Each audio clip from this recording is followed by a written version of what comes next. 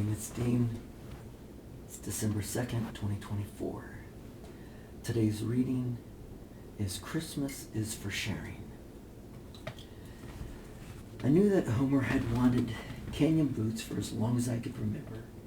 He was 11 and I 10, and we had spent many nights under the blue quilts at the cabin talking about how great it would be to have some real boots. Boots that would climb through thorny bushes, that would ward off rattlesnakes, that would nudge the ribs of the pony. We had planned the kind of lover they should be and what kind of decoration they should be and what kind of decoration they should have. But we both knew it was just talk. The Depression had been hard on Father's business. Even shoes for school were usually half-soled hand-me-downs.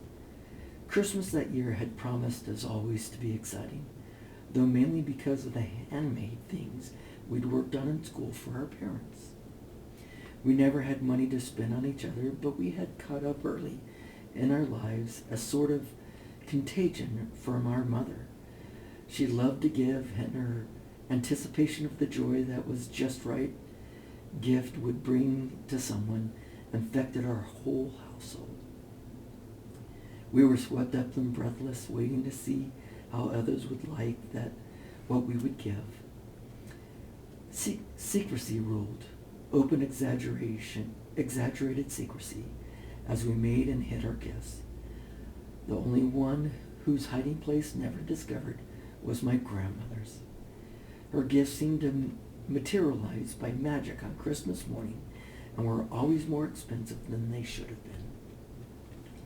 That Christmas I was glowing because Mother had been so happy with the parchment lamp shade I made her in the 4th grade, and Father had raved over the clay jewelry case I had molded and baked for him.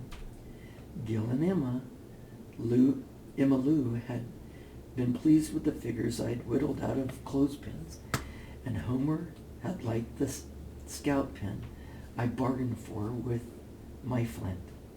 Then Grandma started to pass out her presents. Mine was heavy and square.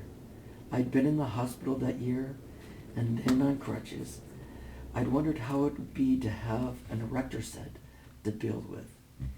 Grandma had a knack at reading boys' minds, and I was sure that's what it was. But it wasn't. It was a pair of boots. Brown, tangry, smelling leather boots. I looked quickly to Homer's package. His was a sweater. He needed one for fall. I wanted to cover my box before he saw what it was. I didn't want the boots. They should have been his. He came towards me, asking to see.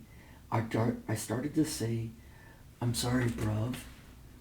But he was grinning and he shouted, "Hey, everybody, look what Richard's got."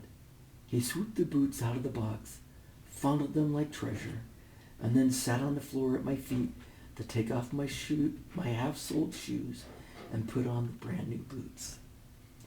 I don't remember how the boots felt, nor even how they looked, but Christmas rang in my soul because my brother was glad